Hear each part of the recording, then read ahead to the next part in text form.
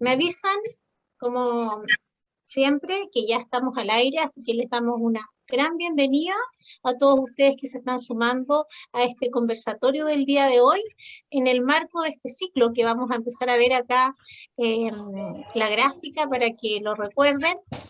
Este es un ciclo que organizamos gracias a la colaboración y al trabajo en red de distintas fundaciones y organizaciones de pacientes y de familiares que trabajan obviamente por mejorar la situación de las personas con epilepsia en Chile y específicamente desde algunas patologías más específicas como el síndrome de Rett, el síndrome de Dravet, la epilepsia refractaria y también Fundemi, que se dedica a acompañar a la familia en todo el proceso de la hemisferectomía. Así que les damos una gran bienvenida y el día de hoy nos corresponde tocar un tema muy importante que tiene que ver con esta mirada más biopsicosocial y también de una intervención multidisciplinaria, por lo cual tenemos invitado en el panel a un panelista que es fonoaudiólogo y hoy día vamos a estar hablando sobre desarrollo del lenguaje y el rol de la fonoaudiología en la atención integral de niños con epilepsias refractarias, de niños y niñas, ¿no? Como pueden ver acá, la siguiente gráfica, y como ya les anticipaba, va a estar con nosotros hoy día el señor Marcelo Díaz, fonoaudiólogo de formación y con experiencia en la atención de niños y niñas con epilepsia y dificultades de lenguaje y de comunicación, y vamos a estar hablando con él, contestando sus preguntas, interactuando con ustedes a través del chat y del panel de preguntas que está por ahí en Zoom, así que los invitamos a que comenten, a que nos hagan llegar sus preguntas también, y les damos un gran saludo y un gran abrazo a todos quienes nos acompañan desde Chile, de distintas ciudades de Chile, y también de distintas partes de Latinoamérica. Ya, como siempre, saludar a nuestros amigos de Argentina, Colombia, Venezuela, me dicen por acá, Perú, México, Uruguay, Paraguay. En esta jornada vamos a estar conversando principalmente con la familia, con los cuidadores, ¿cierto? Pero también en este espacio se han sumado distintos profesionales del ámbito de la salud, de la educación, con interés en conocer un poquito más sobre este tema. Voy a dejar de compartir.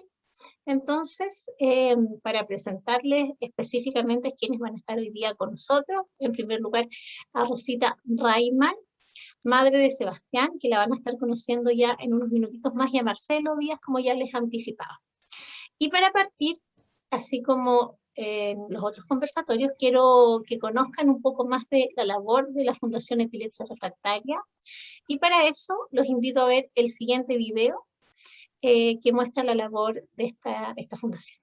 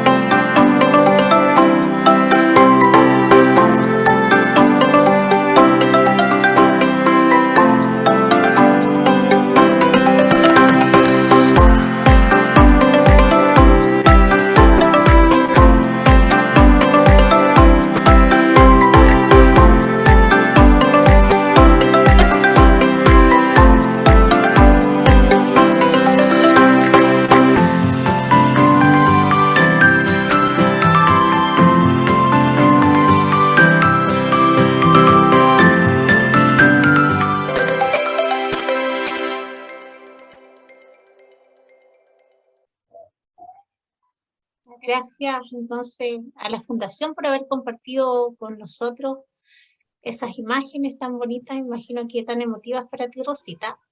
Y quisiera partir dándote la palabra a ti para que nos cuentes bien cortito quién es Rosita Rayman, por qué estás aquí hoy día, cómo llegas a conocer la epilepsia, cómo llegas a conocer la liga y un poco también el mensaje que ya vimos desde el video, ¿cierto? De lo que tú miras como necesidades de la fundación que los moviliza. Bueno, primero que nada, un gran saludo a todos los que nos están viendo desde Chile, desde el extranjero. Y bueno, contarles que yo era una mujer, a lo mejor como cualquier otra, que trabajaba, que tenía mis obligaciones de casa, hasta que nació mi hijo Sebastián, que es el tercero de mis hijos. Eh, pero a los 5 meses él tuvo una enfermedad más o menos complicada, él tuvo una meningoencefalitis herpética y quedó con bastante daño. Entonces ahí empezó todo. A los 8 meses se le declaró el síndrome de West, que fue bastante complicado. Fue como, fueron baldes de agua fría uno tras otro, porque cada vez te decían cosas que no sé, porque a una mamá no le gustaría escuchar. Me dijeron 5 años. Bueno, Sebastián tiene 16 ahora. 5 años de vida. 5 años de vida. Ya. Sí, 5 años de vida por el gran daño que le había dejado el herpes en su cerebro. Y aparte que el síndrome de West no tenía un buen diagnóstico. Y después, yo creo que como a los 9 años, una cosa así, se le declaró el síndrome de Lennox. Y ahí como que se nos puso un poquito más pesado la cuesta. Bueno, ahí vamos a ir conversando contigo, Rosita, y descubriendo los distintos desafíos que ha sido el acompañar a Sebastián, el ser su principal cuidadora. Ya sabemos que él era un niño, entonces, con Normal hasta los 5 mal, meses. y hasta los 5 meses, y ahí hay un cambio importante en la vida. Pero hoy día tú Sí. también estás aquí en representación de la Fundación, y donde veíamos ahí en el video cómo ustedes tratan de proyectar y sensibilizar de la gran cantidad de necesidades que tienen los niños, las niñas con epilepsia, que a veces, como en el caso de Sebastián, tienen distintas dificultades. Y en ese sentido es importante no solamente los medicamentos, sino que dentro de lo posible poder tener acceso, como decía ahí en el video, a distintos profesionales, hacer alianzas. Y dentro de este gran marco, me acuerdo que en las reuniones previas que tuvimos, a todas les hacía mucho sentido tener a un fonoaudiólogo en el panel. ¿Qué es lo que piensas tú con respecto a este rol específico de la fonoaudiología en las necesidades que te llegan a ti como líder de la agrupación y por qué es tan importante? Es que yo pienso que lo más importante para una persona, para un ser humano, es comunicarse. Entonces, los niños de por sí quedan con mucho daño. Yo con Sebastián, en mi caso, Sebastián nunca ha hablado, pero yo me comunico igual con él, tengo igual una comunicación con él. Entonces yo sé todo lo que él requiere. Yo sé cuándo está molesto, cuándo él está alegre, pero eso se va como haciendo por el camino. Ha sido difícil. Entonces, por eso mismo yo veo en la fundación que hay mamitas que están como recién empezando. Entonces, ellas no saben en realidad como para dónde va esto. Entonces, tienen muchas dudas, muchas dicen, alguna vez irá a caminar, alguna vez irá a hablar, me irá a decir alguna vez mamá, que ese fue mi gran sueño siempre para mí, fue que Sebastián me dijera mamá y que nunca me lo dijo. Pero yo sé que con el hecho de que él me mira y él con eso me está diciendo, mamá, yo quiero esto. Entonces, es todo eso, es todo ese trabajo, que en sí que nosotros, o sea, que también nos llevó a hacer esta fundación. Claro. Para- Bueno, y ahí tú has ido en el fondo señalando cómo hay diversidad también dentro de la misma fundación y lo que hemos ido aprendiendo también en retrospectiva en este ciclo es que cada uno es distinto, los potenciales pueden ser súper diversos. Cuando hablamos de epilepsia estamos mal porque debemos decir epilepsias en plural, con toda la diversidad, con todos los matices y con todas las diferentes oportunidades, recursos y herramientas que se puede ofrecer a un paciente. Y en ese sentido es importante ahora integrar al panel a Marcelo, que ha estado ahí escuchando y que tiene bastante experiencia en el trabajo con niños y niñas con epilepsia y también ha visto mucha diversidad también. Entonces, y él nos puede dar algunas pistas en relación a cómo se presenta esta relación entre epilepsia y lenguaje. ¿Será una relación causal? Si tengo epilepsia, voy a tener sí o sí problemas de lenguaje. O por otro lado, alguna dificultad de lenguaje será una señal de una posible epilepsia, etcétera. Marcelo, le quiero dar la palabra a usted para que se presente y hagamos una pequeña introducción de hacia dónde va a apuntar la conversación hoy día y los temas que vamos a ir tocando, para que vayamos orientando también al público que nos hagan sus preguntas, sus comentarios. Muchas gracias, Loreto, y muchas gracias a Rosita por su testimonio. Comparto plenamente muchas de las cosas que dijo, como si fuéramos colegas, Rosita. ¿Ya? Y es, Le interpreto totalmente lo que usted dice. Bueno, la fonoaudiología, como decía Loreto, es una cosa súper amplia, ¿eh? Y abarca todo lo que ustedes decían, porque los pacientes, en el caso de la epilepsia, que es nuestro tema de hoy, presentan diversidad de síntomas. Van niños desde la perspectiva que contaba Rosita, a niños que tienen diferencias en su lenguaje y en su comunicación, y ahí es donde uno puede aportar para dilucidar para dónde va esto, ¿ya? Y como tú bien decías, Loreto, el lenguaje es un indicador, muchas veces, nos está diciendo qué está pasando, y si está vinculado a la aparición de una epilepsia, la pesquisa de una epilepsia, conviene unir las dos perspectivas para entender mejor el problema. ¿Ya? Y eso es una de las partes que uno puede aportar como profesional en nuestra área. Pero sí debo decir, y yo creo que eso involucra lo que decía Rosita, como lo que decía Loreto, que esto es tan amplio que no le da a uno el conocimiento para manejarse en todos los ámbitos, porque estamos hablando, yo pensaba cuando Rosita contaba su experiencia, sistemas alternativos de comunicación no verbales, por ejemplo, cuando los niños no son capaces de comunicarse verbalmente, es importante implementarlo y eso requiere que alguien se dedique a eso. ¿Ya? Yo trabajo fundamentalmente con niños orales, pero también conozco de la existencia de niños que no pueden hablar y hay que ingeniárselas con ellos. Y ahí yo creo que a ustedes les hace falta probablemente ayuda. Y lo otro, no quiero dejar de decirlo, el acompañamiento. Yo creo que nosotros no hacemos terapia, solo que acompañamos a la familia, ¿no? Eso me quería decir como una primera introducción al tema. Claro.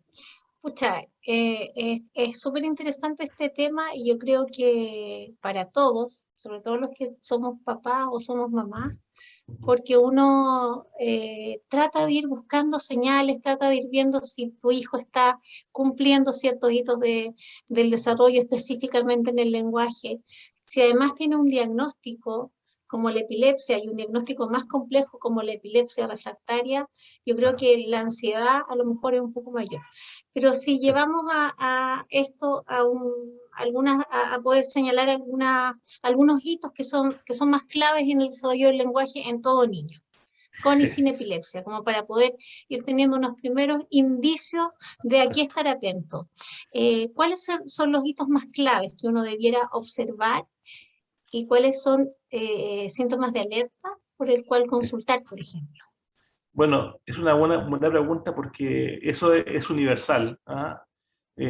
Más allá del ambiente, siempre la gente dice que los niños son todos distintos, pero hay ciertos patrones que se cumplen igual que en otros aspectos del desarrollo. Y el lenguaje no escapa a eso, ¿ya? Por ejemplo, el balbuceo, aprovecho la oportunidad que hay gente escuchando, el balbuceo es esencial en el inicio del lenguaje y consiste en sílabas, para que todos lo entendamos bien, no son ruidos, no son, no sé, chirridos, son sílabas. Y eso es el preámbulo a la primera palabra que va a ocurrir al año. El balbuceo parte a los 6 meses. Y son cosas pesquisables por cualquiera. Cualquiera que se dé cuenta que un niño balbucea puede preguntar por ayuda, porque puede significar que algo está ocurriendo, ¿ya? La primera palabra, como todo mamá sabe, ¿no es cierto?, con experiencia cerca de los 12 meses, puede ser un poquito antes, un poquito después, pero no demasiado, más allá de los 6 meses, de los 12 meses, perdón. Y ningún niño de 6 meses habla tampoco, ¿cierto? Y de ahí es una vorágine en la adquisición de vocabulario, ¿ya? Y eso entre los 12 y los 18 meses los niños logran una cantidad de palabras que les permite empezar a juntar palabras en una frase. Entonces hay varias cositas esbozadas que yo creo que a cualquiera le sirven como primer indicio. Y no hay que olvidar, como digo siempre yo, el pariente pobre, la comprensión del lenguaje también es importante. Cosa que Rosita también comentaba, que ella se da cuenta que su hijo le entendía o le entiende. Los niños muy pequeñitos, ya cerca de los 12 meses, ya reconocen algunas cosas. Por ejemplo, las partes del cuerpo, ¿ya? Y eso lo aprenden solitos. No es una cosa de estimulación nomás, ¿ya? Entonces hay que fijarse en ese tipo de hitos. Y todos ellos se ven alterados, por ejemplo, con la aparición de una epilepsia, en alguna medida. Entonces hay que estar atento a eso. Sí, pues son súper clarito y súper simple lo que nos enseña Exacto. Marcelo, pero uno de repente es bueno escucharlo de usted, pues. En este caso estamos hablando de este tema y es súper importante y a uno le hace mucho sentido lo que dice. En el caso tuyo, Rosita, por ejemplo, además tú tenías otro conocimiento previo que las mamás primerizas no tenemos, porque tú tenías experiencia anterior con 2 hijos y también fuiste observando estas brechas en algunos hitos de Sebastián. Y eso también te prendió un poquito las alertas, ¿cierto? Claro que sí, porque, claro, cuando Sebastián se enfermó yo no tenía idea, yo en primer lugar no conocía lo que era una epilepsia, no conocía lo que era una convulsión. Entonces, él como era muy chiquitito hacía cositas con los ojos, entonces yo decía, no, es que esto algo anda mal. Entonces, y cuando lo llevé la primera vez a urgencia, me dicen, no, me dicen, si esto es normal en los niños, en las guaguas. Entonces yo le dije, no, le dije yo tengo 2 hijos más, le dije yo, y ellos también pasaron por la misma etapa y él nunca hicieron esto. Entonces para mí esto no está bien. Y bueno, y ahí como exigiendo, hasta que hicieron una punción lumbar y ahí recién se dieron cuenta, pero ya habíamos perdido como un fin de semana. Entonces ahí recién se dieron cuenta de que era algo más. Que era una Pero ya esa experiencia, ese conocimiento previo tuyo práctico te permitió estar más alerta, quizás Claro. que una mamá primeriza, por ejemplo, que lo habría visto como normal. Y de la misma forma, fuiste también tú elaborando en el tiempo, que nosotros conversamos con la Rosita, ya nos conocemos, elaborando en el tiempo que Sebastián había quedado con una secuela importante a nivel cognitivo y que también sus hitos del lenguaje no se estaban cumpliendo. Y ahí empieza a crearse este sistema mutuo, ¿no? Sí, sí, porque, no sé, Sebastián, como fue, esto le pasó muy chiquitito, entonces, y él quedó, se supone que él tenía 5 o 6 meses, y él quedó como de 3 meses. Entonces, de 3, 2 meses más o menos. Entonces nunca pudo lograr el hablar. Pero no sé, yo cuando nosotros le hicimos la callosotomía, lo que nosotros pudimos lograr con Sebastián, o sea, no logramos lo que es que sus crisis se pasaran, se terminaran, se cortaran, pero sí logramos que Sebastián sonriera, que fue la primera vez que Sebastián sonrió, que para mí, yo con eso ya me di palabra. Yo dije que mi hijo me sonría, que yo le hable y él se ría. No, para mí ya eso fue, dije ya. Ahí Todo lo que empezó a pasamos cambiar, empezaron a empezó a cambiar cambiar. también los sueños con él y los avances, y en este proceso de a poquito, de ir viendo, de acuerdo a su potencial, lo que podían ir logrando, no solamente en la comunicación, sino que en distintos ámbitos de él, ¿no? Bueno, Sí, aparte que nosotros siempre lo mantuvimos, siempre incluido en todo. Entonces, cada vez que hacíamos algo y nosotros decíamos, ¿y a ti qué te parece, Sebastián?, le decíamos. ¿Qué crees tú? Y él nos miraba. Solamente nos miraba, nada más. O a veces sí una mueca. Entonces, eso, con la mueca nosotros decíamos, él está contento de que a lo mejor nosotros estemos haciéndole esto. Ahí van haciendo su propio sistema de Claro. codificación y de interpretación, ¿cierto?, de las señales que dentro de sus capacidades Sebastián iba mostrando. Claro. Bueno, Marcelo, usted tiene la oportunidad de atender hartos niños con gran diversidad entre ellos, ¿cierto? Y frente al desafío o a la derivación que llega de repente de un niño que no habla, que viene con problemas aquí en la comunicación oral, ¿cierto? Y con antecedente de epilepsia. La evaluación fonoaudiológica sigue más o menos el mismo patrón, es el mismo estándar, hay cosas particulares. Algo nos dijo ya usted que de repente hay que estar atento porque puede relacionarse con la epilepsia. ¿Cómo se hace la evaluación de un niño con epilepsia? Bueno, esto pasa desde lo físico muchas veces porque generalmente por un tema de cultura general de la gente se asume que si a un niño le cuesta comunicarse es porque algo tiene en la boca, entonces hay que revisar la boca un poquito, ¿no es cierto? No es para detenerse tanto en eso, pero descartar elementos que estén vinculados a eso. Y uno pasa de ahí a lo que son estos procesos más complejos, por ejemplo, desde que el niño atiende los sonidos, ¿no es cierto? ¿Qué tipo de producciones hace el niño? Y nosotros nos enseñan en la universidad, nosotros los fonoaudiólogos, a buscar la forma de sacarle palabras a un niño para ver cómo el niño se comunica, ¿ya? Y ahí usamos todo el testimonio de los papás, la observación clínica, y tratamos de testear un poquito, ¿no es cierto?, qué hace el niño. Ustedes saben que el lenguaje es súper complejo, va desde lo no verbal a lo verbal en una cantidad de repertorio impresionante, y de chiquititos los niños hacen esto. Entonces tratamos de buscar esas señales, ¿ya? Y lo ideal es no forzar, porque uno, si trata de forzar la situación, el niño se cohíbe, normalmente lo hacen porque somos unos extraños en su vida, ¿eh? Hasta que se acostumbran a nosotros. Entonces hay que ser como estratégico en ese sentido, ¿ya? Y más o menos a qué edad predominantemente llegan derivados en en el mi caso de caso la consulta? personal, yo hablo por mí, no hablo por la comunidad de fonoaudiólogos, pero me llegan niños de los 6 meses para evaluación, ¿ya? Ya. Y de ahí bueno, pediatría, hasta los 14, 15 años estamos viendo pacientes, pero en general el rango entre los 6 y los meses y los 5 años, 6 años más o menos, que es una edad importante para pesquisar cosas y orientar también. Y en el caso de la población infantil con epilepsia, las dificultades del lenguaje que se presentan como con más predominio, que son más frecuentes, ¿cuáles son? ¿Cuáles en su En experiencia? general, hablando de que la epilepsia es una alteración, ¿no es cierto?, en la actividad eléctrica del cerebro, ¿no es cierto?, estamos hablando de niños que presentan desviaciones, y eso se demuestra en mucha, digamos, diversidad de síntomas. Por ejemplo, niños que no logran producir palabras, niños que repiten lo que escuchan, que es lo que se llama la ecolalia, niños que no comprenden acorde a su nivel. Por eso que es importante esto que hablábamos al principio de los parámetros, porque los niños van a mejorar su comprensión a medida que crecen. Lo que hablamos, por ejemplo, partes del cuerpo, es exigir a los 12 meses, pero a los 24 meses es muy poca exigencia para un niño, entonces esa cosa no se va fijando, ¿ya? Entonces la edad determina mucho qué es lo que uno va a hacer. Y yo siempre le digo a los papás, un niño de 4 y medio más o menos es como un viejo chico, uno debería poder conversar con él como conversamos nosotros ahora. Entonces, si el niño no rinde a ese nivel, uno tiene que empezar a investigar qué es lo que está pasando. Entiendo. Es importante, por ejemplo, cuando llega un paciente con epilepsia, poder indagar o profundizar o hablar con el equipo médico, el neurólogo, en relación a la zona específica de las descargas. Sí, por supuesto. ¿Por qué?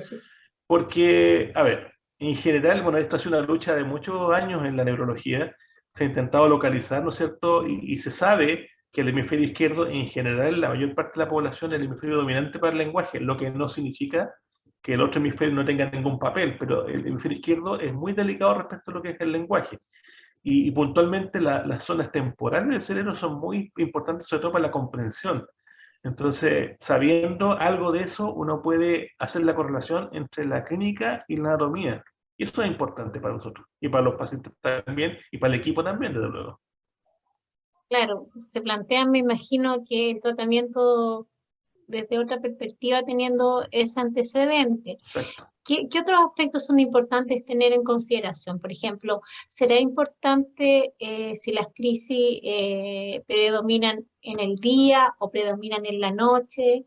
Porque nosotros, población general, somos bastante ignorantes en este tema, No, sí. pero ¿eso también tiene alguna incidencia en el desarrollo, en la Claro. adquisición del lenguaje? Claro, lo que pasa es que hay crisis que cuesta pesquisar, ¿no es cierto? Los neurólogos lo saben mejor que yo, y ocurren, por ejemplo, durante la noche, y eso va provocando un desmedro si no se detecta y no se trata en el día a día del niño. Lo otro importante que también hay que decir es que la frecuencia, si el niño, como en el caso de la epilepsia refractaria, va teniendo crisis constantemente, uno nota un desmedro en su capacidad si es que no está tratado ese asunto como corresponde. Entonces hay una serie de elementos que considerar. Lo otro también, la edad. Si un niño, el lenguaje se desarrolla entre los 0 y los 5 años en general en la especie humana, si el problema ocurre muy precozmente, eso daña la adquisición del lenguaje de forma importante. Ahora, si el niño sufre esto en edades posteriores, ¿no es cierto?, ya tiene algo logrado como una cuenta de borro en su lenguaje. Y eso puede favorecer el pronóstico en alguna medida. Son muchas variables que hay que considerar. Es súper multifactorial, pero aquí Súper. dijo algo súper clave y súper importante y que puede hacerle sentido también a muchas de las personas que nos están escuchando con respecto a, al inicio, ¿cierto? Al debut de la epilepsia. Mientras más precoz sea esto, va a afectar probablemente más, obviamente, el lenguaje porque es una etapa del neurodesarrollo súper vital. Y eso súper importante. Y la frecuencia de crisis que es propia de las epilepsias refractarias. También otro factor importante. Ahora, por otro lado, para tratar las epilepsias, lo que se usa son medicamentos. En el caso de los medicamentos también es una variable importante considerar los fármacos que está tomando este niño, esta niña, y el potencial que tengan como efecto en algún área, no sé, cognitiva, de atención, etcétera. Desde luego, yo no soy experto en medicamentos, eso se lo dejo a los neurólogos y a los cirujanos, ¿no es cierto? Pero se sabe que hay medicamentos que producen, por ejemplo, el lentecimiento de la velocidad de procesamiento de la información en el cerebro. Ahora, es un sacrificio que hay que hacer muchas veces en función de evitar las crisis, o que provocan, por ejemplo, problemas de memoria, de acceso a la memoria, dificultades en la capacidad de algo tan básico en la vida diaria que ponerle nombre a las cosas, es decir, esto se llama así, esto se llama así, que para un niño es tan importante. Eso se puede interferir también por la medicación, pero es parte del tratamiento y es bueno saberlo como cultura profesional para uno saber que está enfrentándose a esto también, aparte de la crisis. Claro, de ahí también lo que nos señalaba la Rosita de esto de poder acceder a prestaciones y a intervenciones que sean lo más multidisciplinarias posible, Justamente. donde se articule el enfoque de los medicamentos, ¿cierto? Desde la neurología, Los con el efectos. fonoaudiólogo, los efectos potenciales adversos que tengan los medicamentos, la terapia ocupacional, etcétera, etcétera, ¿cierto? Desde luego. Una pregunta así como cortita para Marcelo. Rosita, A Sebastián en el año 2012 le hicieron una hemiferoptomía con callostomía parcial. Le sacaron todo el lado derecho y ya le quedó, me parece, en el lado izquierdo. ¿Qué quiere decir eso en el lenguaje? O sea, él nunca va a poder comunicarse. comunicarse. Hablar, sí. Ya es difícil decirlo a la distancia. Ahora hay que considerar varias cosas. Antes se hablaba mucho de que todo ocurría precozmente en cuanto a las capacidades de recuperación, pero ahora se sabe con el tiempo, porque hay más investigación, de que siempre queda una capacidad remanente en el cerebro, ¿no es cierto?, más allá de la noxa que tenga, del daño que tenga o la secuela, que puede ser abordable hasta cierto punto, por supuesto con realismo, pero es relativo, es relativo. Uno ve cosas bien sorprendentes. Yo he visto pacientes con... Me acuerdo justamente de una niña con hemiferoptomía que recuperó gran parte del lenguaje a pesar de que estaba súper mal al principio. Y yo la di de alta en las mejores condiciones que la puedo dar de alta. No 100%, pero sorprendentemente bien. Entonces uno sabe que eso tiene que estar siempre en nuestra mente, respondiendo un poco a su inquietud. Claro, la próxima semana vamos a estar con el Sí, neurocirujano hablando un perdona. poquito más de lo que tiene que ver con cirugía de la epilepsia, ¿cierto? Para la epilepsia, los distintos tipos, que ya nombró aquí un poquito lo que es la hemisferectomía, la callicectomía, porque en muchos pacientes, o en algunos pacientes que tienen estas epilepsias refractarias, se propone este tratamiento quirúrgico como una alternativa cuando ya su enfermedad es intratable con fármacos, ¿cierto? Pero ahí también es importante desde el punto de vista del lenguaje, que cuando se hace el estudio y está en la etapa prequirúrgica el paciente, también se intenta, Marcelo, ¿cierto?, no afectar las zonas nobles que afecten específicamente, por ejemplo, el lenguaje.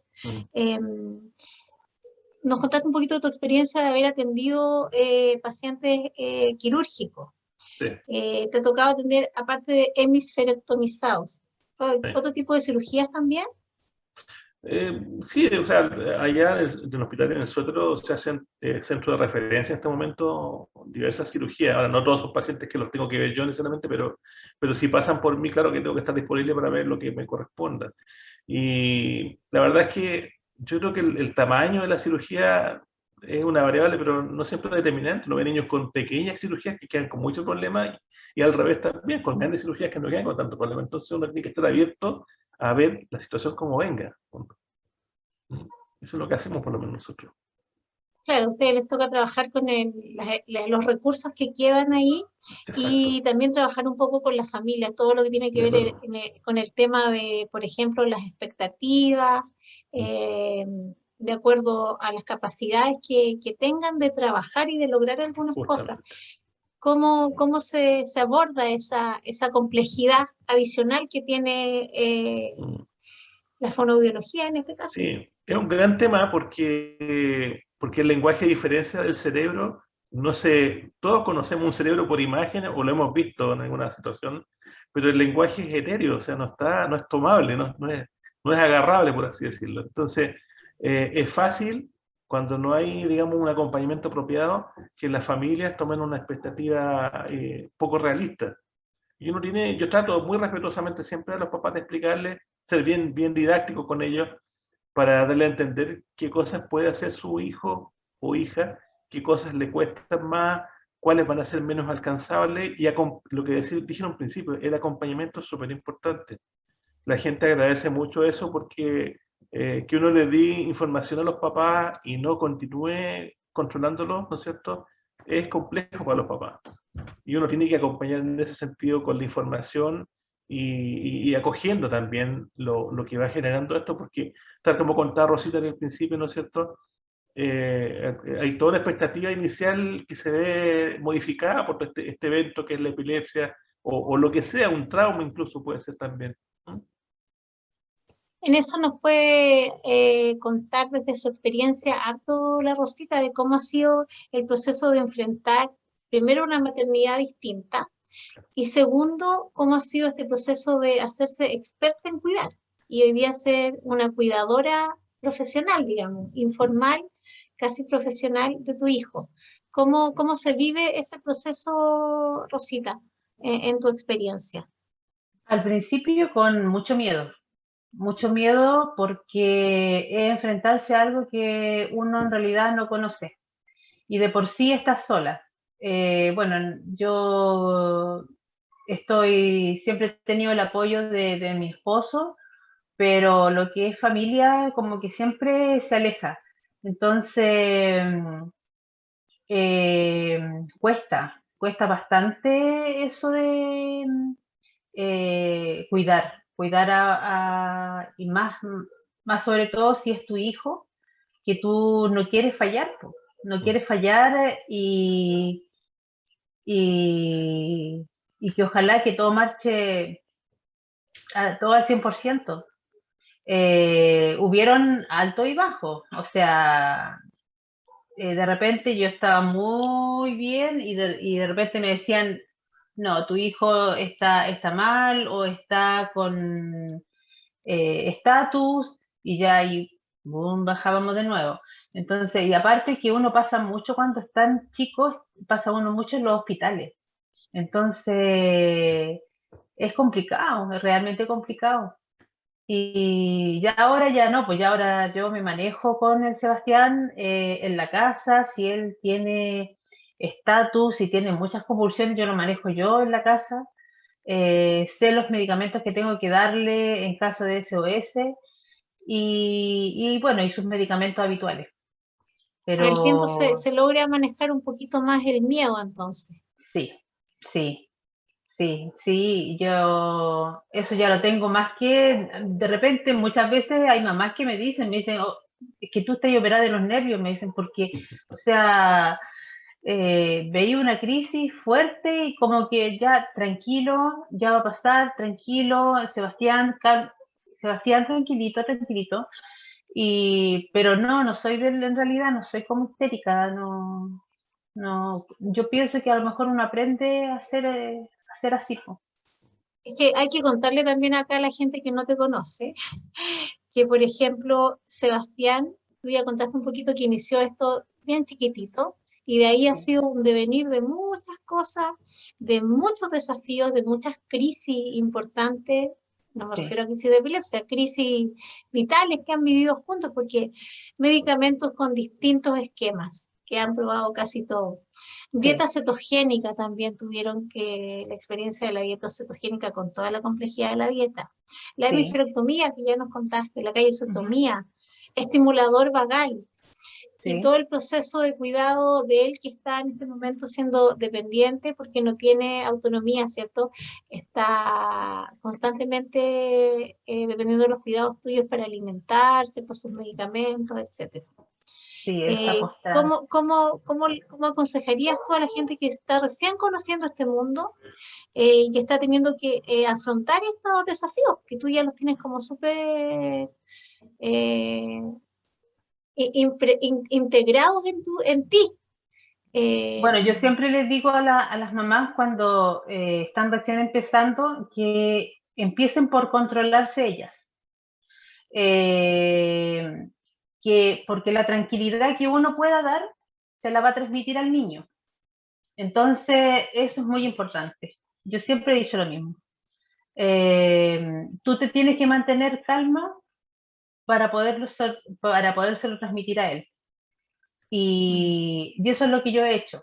Eso es lo que yo he hecho, he aprendido a hacerlo y, y bueno, y creo que me ha resultado, o sea, he tenido un buen, y siempre las mamás siempre me están llamando de repente que mi hijo tiene esto, que mi hijo tiene esto otro, y que crees tú que puede ser, y yo de repente le digo, pues yo no soy doctora, le digo yo, si yo no, o sea, yo manejo a mi hijo porque yo lo conozco al revés y al derecho, sé los medicamentos que él toma y todo, pero yo más allá no paso, o sea, eh, yo a él le digo, a ella le digo, yo tienen que hablar, tienen que tener una buena relación con su doctora. Es muy importante eso. Es muy importante que tengan ese contacto con ella y que puedan, en caso de, siempre tener un SOS. Siempre. Entonces, cosa de no estar partiendo así como a la carrera, así como a un servicio de urgencia. Y, pero es más que nada eso, la tranquilidad que uno pueda darle al niño. Eso se logra con tiempo, llegar Años, a eso, sí. años, Sí, tú años. hablabas que una de las motivaciones también tuyas para poder formar la fundación tiene que ver con que en algunos momentos igual existía la soledad como principal compañera y que eso era un poco lo que te movilizaba a ti desde la empatía por las otras mamás. Sí, Cuéntanos sí. cómo surge un poco esa idea que en el fondo es una necesidad que tú la sentiste tan tuya que quieres ayudar a acompañar. Es que cuando Sebastián se enfermó, yo siempre estuve muy sola.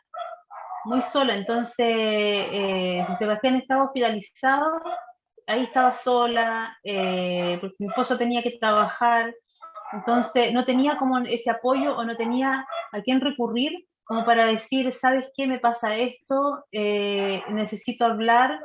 Yo no soy mucho de psicólogas. Yo pienso que a lo mejor no sé, pues una amiga o una mamá que esté pasando por lo mismo, puede ser mejor psicóloga que cualquiera. Y por eso fue esto, o sea, por eso se empezó a iniciar esto del asunto de la fundación, para darle el acompañamiento a las mamás. El La acompañamiento, contención. el apoyo, la contención, el que esto va a pasar.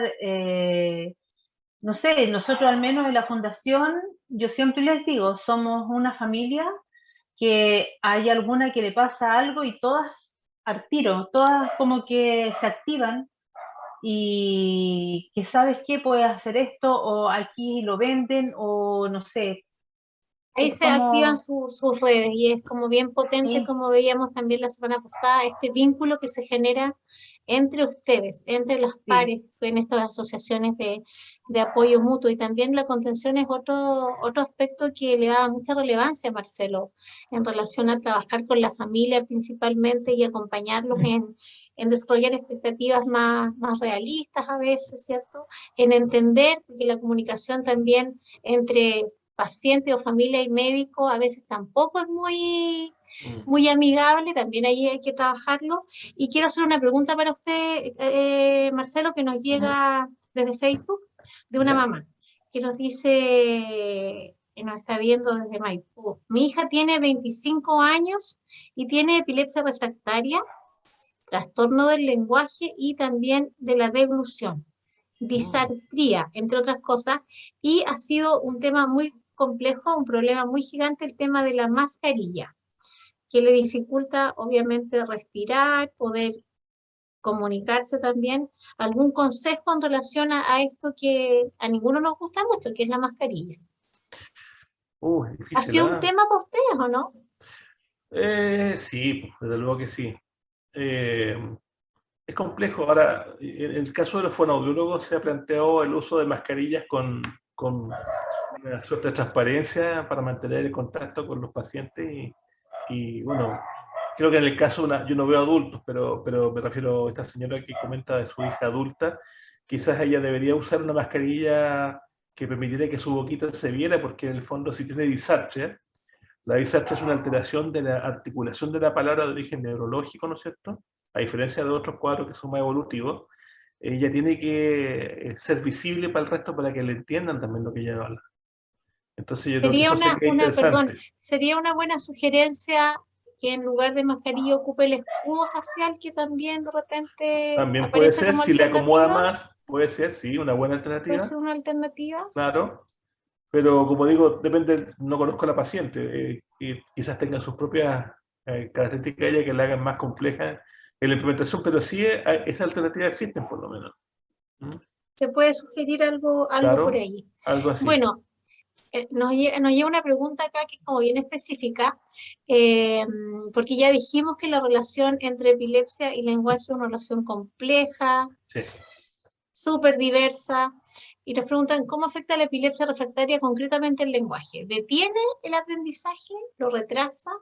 ¿Se puede ir perdiendo lo aprendido? Claro, va a depender un poco si lo que prima es la epilepsia, ¿no es cierto? El lenguaje, estamos hablando de dos fenómenos que ocurren en el mismo órgano, que es el cerebro. Entonces, esta alteración que involucra la epilepsia, una alteración eléctrica, ¿no es cierto? El cilindro eléctrico, afecta ya sea en los procesos de adquisición como en la mantención de las capacidades. Por eso que es tan importante el trabajo del equipo para que esto se controle, para detener un poco este efecto tan nocivo, ¿no es cierto? Y ojalá conservar la mayor cantidad de cosas y recuperar lo posible. Yo creo que por ahí va un poco la perspectiva que tenemos que manejar como equipo. Sí, de todas maneras. Hay una pregunta acá también de una colega, Marcelo, de usted, ¿Sí? de Temuco. Ya. Bueno, las felicitaciones del caso. Me dice, ¿el lado de la hemisfrectomía condiciona el pronóstico del lenguaje? ¿Algo nos adelantó usted con Sí, respecto a... sí.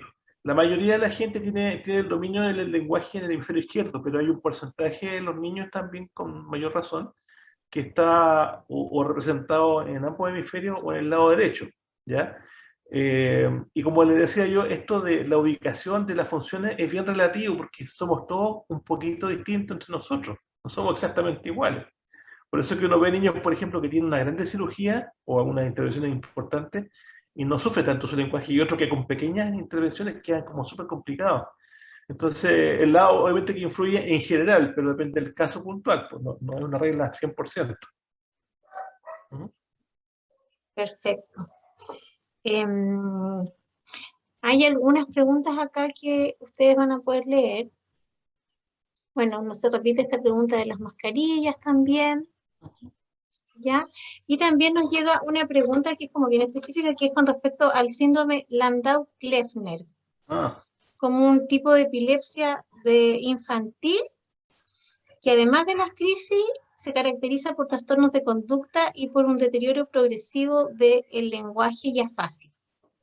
Es una epilepsia muy poco frecuente, nos dicen, y en este sentido, ¿qué rol o qué relevancia se le daría a la evaluación y el tratamiento multidisciplinario incorporando la fonoaudiología además de otros profesionales? Sí, lo que pasa es que ese cuadro que es muy infrecuente, como tú decías, Loreto, se caracteriza por una pérdida de la habilidad del lenguaje, y ahí la opinión de uno como fonoaudiólogo puede ser relevante porque la pérdida es bien típica en ese cuadro, se supone, ¿ya? En realidad se le conoce como una afasia, la afasia es la pérdida del lenguaje como consecuencia de una lesión cerebral, ¿no es cierto?, en zonas del lenguaje, pero en realidad no es una afasia, es una pérdida de la capacidad de comprender los sonidos del lenguaje, ¿ya? Y en ese contexto se dice que si la epilepsia es controlada adecuadamente en la parte médica, el lenguaje tiende a regresar, a mejorar, cosa que no se ve en las afasias. Las afasias no son tratables tan medicamentosos, sino que son tratables desde el punto de vista de la recuperación con terapia, ¿ya? Entonces es un cuadro infrecuente que es bueno conocerlo, pero ese es el rol del fonoaudiólogo, yo siento, en ese cuadro, porque en el fondo el síntoma del lenguaje es bien específico al lenguaje. Es muy raro. Es raro. Aquí nos dicen que es muy raro, pero hablando de epilepsia tenía como que aparecer por aquí. Sí, aquí, no sé. A la gente le suena mucho ese cuadro. Sí. Nos preguntan también una colega suya, Marcelo. En su opinión, acá, ¿cuáles serían los criterios o los indicios para pensar en una alta fonoaudiológica? A ver, si me pongo en la perspectiva de la epilepsia refractaria, yo creo que es la recuperación idealmente de la funcionalidad de la comunicación, no la perfección, porque van a haber cosas que pueden quedar, digamos, en el tintero. En general, los niños de alta en fonoaudiología son aquellos que sufren de problemas del desarrollo del lenguaje que no están influidos por una lesión fundamentalmente. Pero uno espera lograr el 100%, pero no siempre se lo consigue. O sea, como en todas las especialidades de la salud, tenemos logros a veces limitados en algunas áreas más que en otras. Y eso es parte de la vida profesional nuestra. Claro, eso es como ya, yo creo que eso es una de las primeras cosas que aprendimos, que aquí lo primero es una gran diversidad y no podemos como sacar conclusiones ni generalizar en ningún caso casi. No, para nada. Puede existir, por ejemplo, puede existir que si nos enfrentamos a un diagnóstico de trastorno del lenguaje, dificultades en la comunicación de estos niños con epilepsia, esto también se puede pensar que sea un trastorno del espectro autista. ¿Tiene alguna relación? Sí. Es totalmente considerable eso como una realidad, pero hay para todos los gustos, como dice uno. Hay trastornos del lenguaje que no presentan ninguna otra patología o comorbilidad. Hay los niños con autismo, todos tienen problemas de lenguaje. O sea, el autismo per se involucra un problema del lenguaje en una u otra forma, ¿ya? Y la epilepsia, como comentábamos hace un rato, afecta el lenguaje porque ocurre en el mismo órgano donde el lenguaje se da. Entonces están jugando siempre esos tres factores en forma presencial. Por eso que yo le encuentro tanto sentido. Yo trabajo hace 32 años con los neurólogos a trabajar con ellos, porque yo necesito tanto de ellos como ellos, mi opinión de repente, para yo apoyar en lo que están viendo ellos. Entonces, tiene que ser así, no queda otra. Sí. Rosita, ¿algo que agregar a lo que hemos estado conversando? ¿Algo que quisiera preguntarle a Marcelo? No, porque la única duda que yo tenía era esa, que yo que le hice, y no, y estaba escuchando tan Concentrada. concentrada todo lo que estaba diciendo, porque igual todo me hace como un clip de lo que me han dicho las mamás, de lo mismo que vivió con Sebastián y todo, así que Te va estaba haciendo bien interesante. sentido. Sí. Ya. Para ir cerrando ya esta actividad hoy día, Rosita, el otro día conversábamos desde toda la experiencia que tú has vivido y con el trabajo en la fundación, tú me decías que el sentido que le das a todo esto es de aprender y de que Sebastián para ti ha sido tu profesor. ¿Por qué no nos cuentas un poco esa reflexión que tú haces? Que lo que pasa, bueno, yo siempre he dicho que Sebastián ha sido mi profesor porque uno de repente cuando es joven, uno de repente es como media altanera, se puede decir, como que aquí vengo yo y yo me las sé todas, y Sebastián me ha dado unos porrazos, pero realmente significativos. Entonces yo siempre he dicho, él es mi profesor porque él me ha enseñado todo lo que he vivido desde que él nació. Eh, Me ha enseñado a ser una mejor persona, a ver la vida de otra forma, eh, a querer ayudar a otras mamitas y todo eso. Y yo, bueno, yo siempre he dicho, por algo llegan estos pequeños donde uno. Así que ¿Qué yo es por lo eso te que, digo, claro, qué te gustaría a ti en términos de transformación de la sociedad en estas etapas que estamos de grandes cambios sociales, culturales, políticos? ¿Cuál es el sueño que tienen ustedes como Fundación para los niños y niñas con epilepsia refractaria? que la epilepsia refractaria que realmente se dé a conocer realmente qué es lo que es. Porque son niños realmente que son invisibles. Todos se refieren a la epilepsia, pero la epilepsia refractaria para nada. Entonces, el gran sueño de nosotros es que eh, en las guías clínicas aparezca epilepsia, una epilepsia como cualquier otra, o sea, que nos diga epilepsia no refractaria, porque ahí ya nos dejan afuera en todo y somos invisibles para todo el mundo. Y nuestros hijos son invisibles, Y tienen grandes necesidades, como decían por ahí. Entonces, un demasiadas. reconocimiento de la comunidad y un reconocimiento también del Estado, en este caso, del principal servicio que es el ministerio, y poder reconocer y de entregarle el acceso seguramente a todas las prestaciones, fármacos y todo lo que tiene que ver con este gran impacto económico que también puede ocasionar la epilepsia en la vida de la familia, ¿no?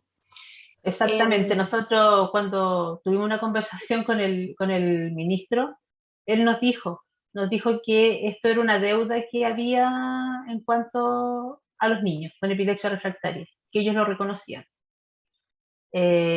Así que esperemos que esa deuda se pague y, y que entre al auge, que es nuestro gran sueño. Bueno, ojalá que vayamos avanzando de a poquito en eso. Ujú. Marcelo tiene experiencia también, ha participado, ha colaborado en el desarrollo de las guías clínicas, tiene alta experiencia en la revisión técnica del tema. Marcelo, ¿tú quisieras dar algún mensaje final a quienes nos están escuchando en relación a este tema tan importante que tiene que ver con la epilepsia y el lenguaje, el abordaje desde la fonoaudiología, el rol que tienen ustedes? ¿Qué quisieras decir para que ya vayamos cerrando? Y, mira, básicamente yo lo que quisiera apuntar, y me alegra mucho haber estado en esta actividad, de haber escuchado a Rosita, también me hace mucho sentido lo que ella nos dice. De alguna manera también me pasa lo mismo a mí. Yo siempre digo que los niños nos enseñan, a todos nos enseñan, a mí me enseñan mucho. Yo he aprendido mucho a mis pacientes y lo agradezco porque esa capacidad de aprender que tiene uno la va aplicando después con los que vienen después también. Y yo creo que eso es fundamental. Y lo otro, que siempre lo digo, no me canso de decirlo, que trabajar en equipo es fundamental. Nadie es exclusivo en el trabajo con los niños que atendemos, niños y jóvenes, ¿no es cierto? siempre hay uno que nos aporta por otro lado. Concuerdo con Rosita que uno no se la sabe toda y siempre estamos abiertos a aprender y eso, yo creo que estamos siempre disponibles para mejorar nuestras capacidades en la medida de lo que nos sea posible, porque somos seres humanos, tenemos limitaciones como todos, ¿no es cierto? Y bueno, voy con muchas enseñanzas de hoy día. Muchas gracias por la invitación. Gracias a usted, Marcelo, por habernos aceptado esta invitación, haber estado aquí respondiendo algunas preguntas, aclarando algunas dudas, dándonos algunos tips ahí a los cuales podemos estar atentos. Y yo creo que más o menos reflexionamos en orden a lo mismo todos, ¿cierto? Yo Sí. también aprendo cada día de las personas que me toca atender, a quienes tengo la oportunidad de conocer, como a las mamás que he conocido en este ciclo de las distintas fundaciones que yo creo que es como un regalo que uno tiene trabajando y conociendo gente con tanta sabiduría desde su vida solamente. Vamos a ir cerrando, les agradecemos a todos haberse unido a esta transmisión que va a estar disponible desde mañana en nuestro canal de YouTube y los dejo súper invitados para el próximo martes a las 19 horas, ¿cierto? Vamos a estar con el doctor Manuel Campos, neurocirujano, respondiendo todas las preguntas que tienen que ver con las cirugías. Así que los invito a sumarse a esa conversación.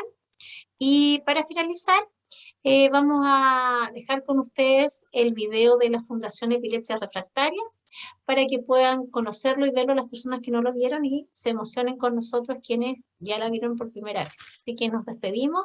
Muchas gracias a todos y cuídense. Nos vemos la próxima semana. Que estén muy bien. Adiós. Gracias. Chao, chao. Hasta luego. Hasta luego.